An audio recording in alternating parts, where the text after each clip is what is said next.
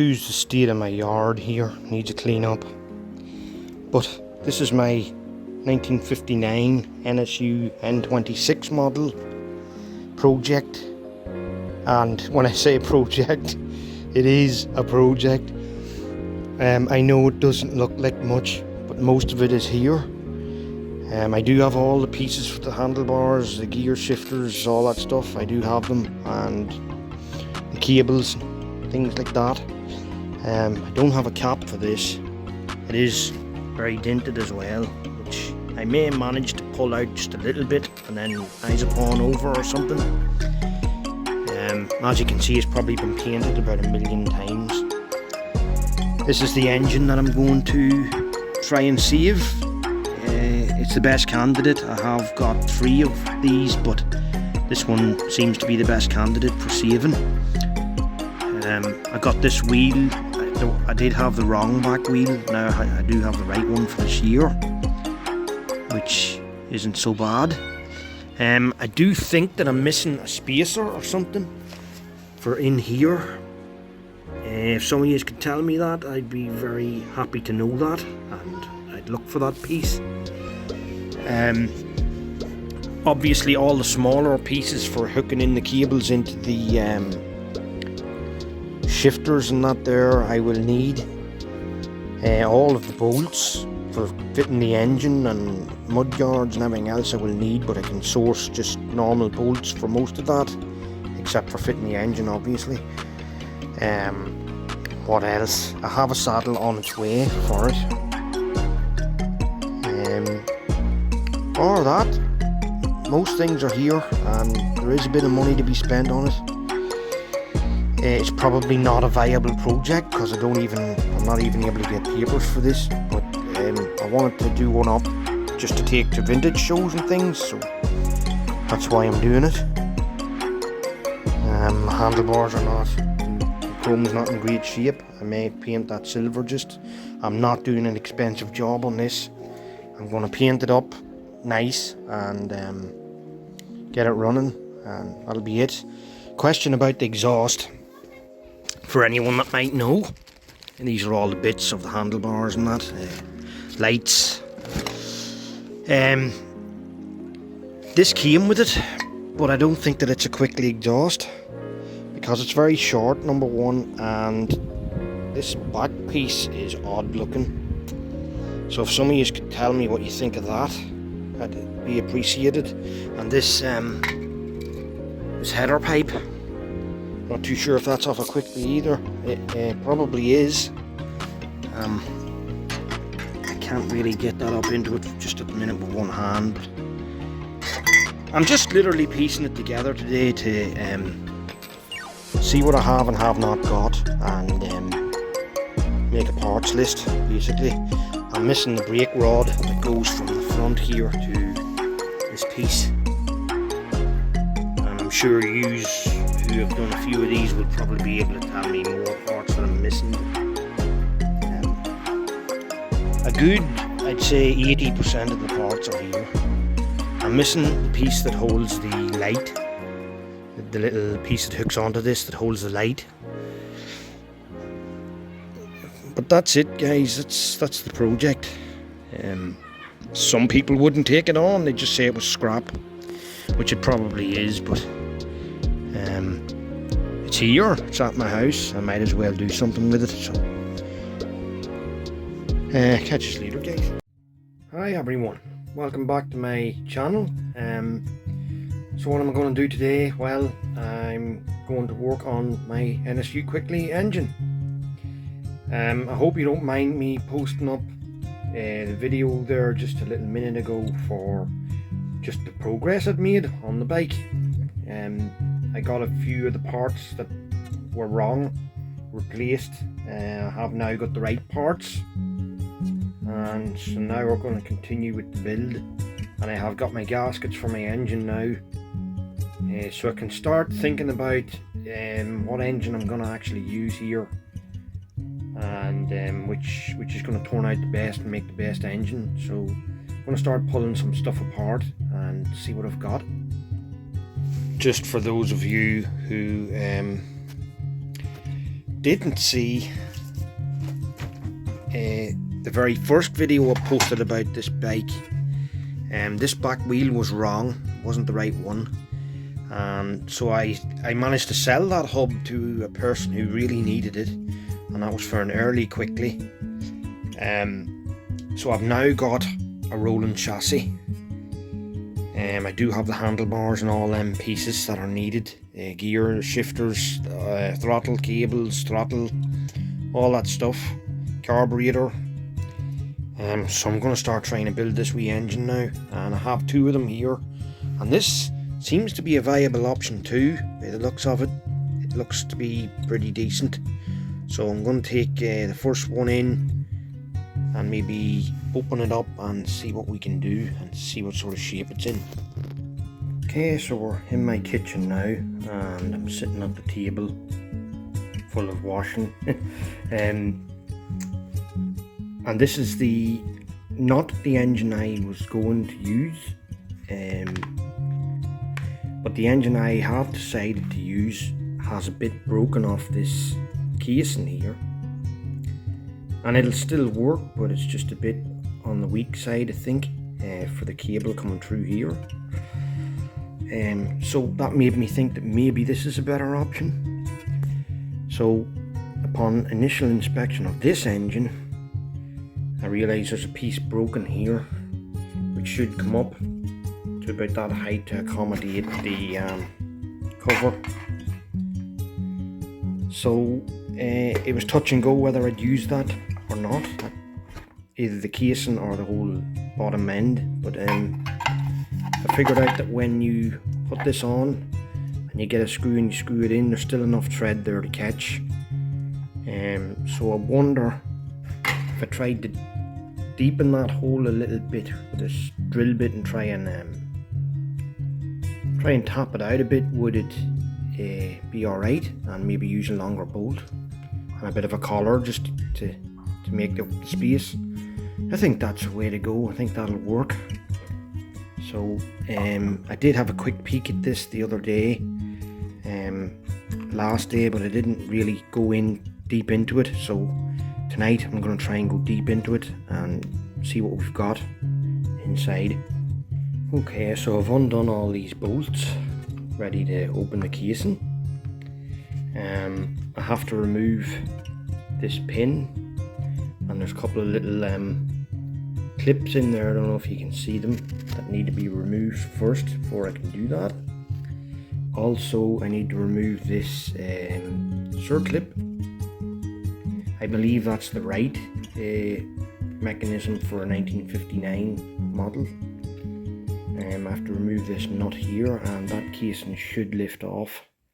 So I'll just get at that. I'll not bore you with the details of watching me do that. So, well, that piece there particularly gave me a lot of trouble.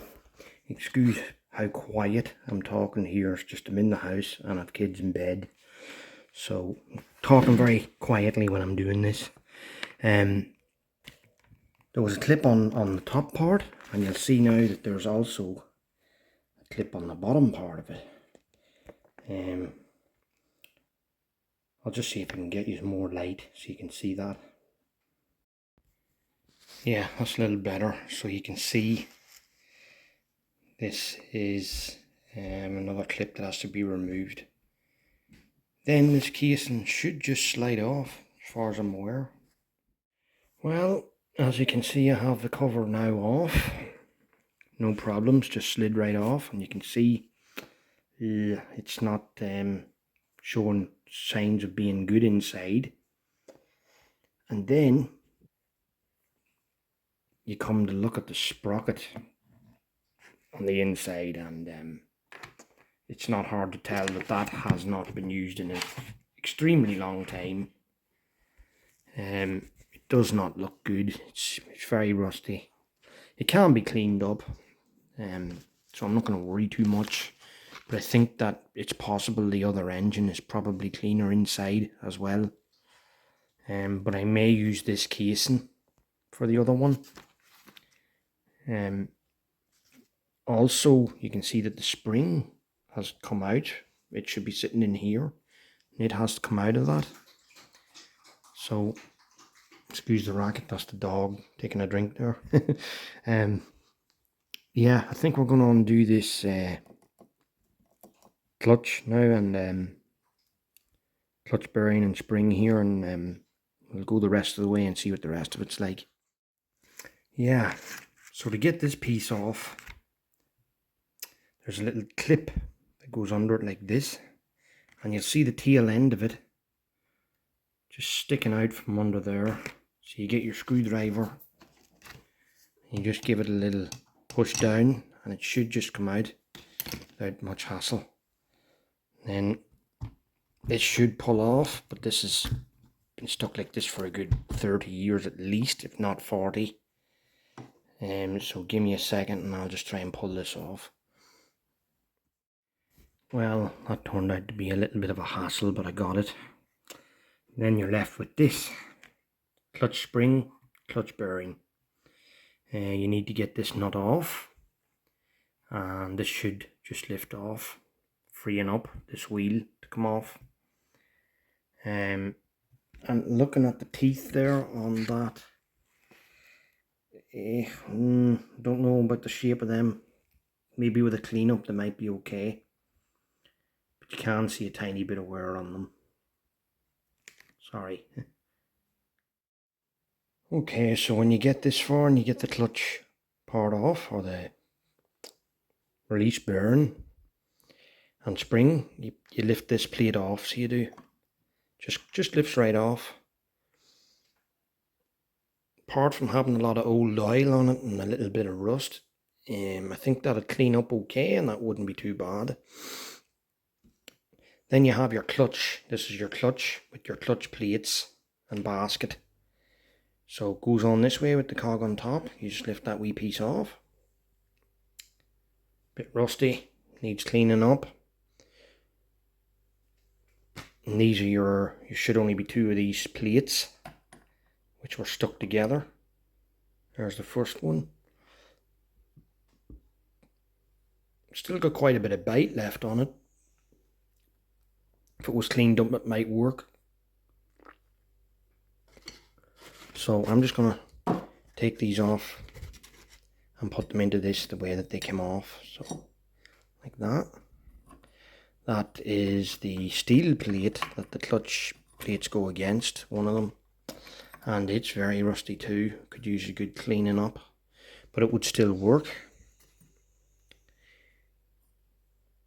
Again, plenty of bite left on them, they're just very rusty and dirty. Whether I'd use them again, I don't know. I'd probably not. It would be my answer. I'd probably I'd replace the plates. Now, getting this off can be a bit of a nuisance, so you have to prise at it sometimes, and it's not easy. So I'm just going to drop the phone now and I'm going to get that off. So just for reference, there's a little circlip in there that you can't really see because of the dirt, but it's just to let you know that it's there, and I'm going to remove that now, and then this might come off a bit easier. Okay, so it took a bit of prising to get that little lump of the clutch off, but I got it off. Will eventually come. It's on splines, see that? In here you should find a little seal, which this one has. A lot of the time they've disintegrated and you don't see them, or people forget to put them in. The crank itself is getting a little bit on the stuck side. I don't know if it's just that it's really old oil and it's just stuck with it, or if the bearings are toast. This little nut here now will separate the next 2 casings. So that's what I'm going to do, and then that's it completely disassembled. Okay, so now I've got the casings all opened up. What would have been like this is now pulled off, and you've got your crank here, which does not look to be in good shape. You've got this wheel, which we already pulled off earlier, but I put it back on to show you how the gearing system works. So inside this you've got this big wheel here. You've got your gear selector, Now, if I can just pull this wheel off for a second, without pulling the rest with it, I'll show you how this gearing system works. Right, okay, managed to pull that off. Right, this little thing sits down in here. This is a 2-speed, by the way. And my videos from the other day were also 2-speed engines, not 3. So, this little mechanism here moves over and back, slides over and back on this shaft on a spring. And you'll see the gaps in the little sprocket here. And these, when you pull this lever, it pushes the bar down, and these little dogs go into that space. So you can see the spaces, they all fit into each other. And that would be like, I don't know if that's your first gear or your second gear, but it's one of them. And then when this is allowed to come up the full, you'll see that there's another cog here. And this one has the dogs on the back of it, and those dogs would go into them spaces and turn this wheel, which in turn turns this.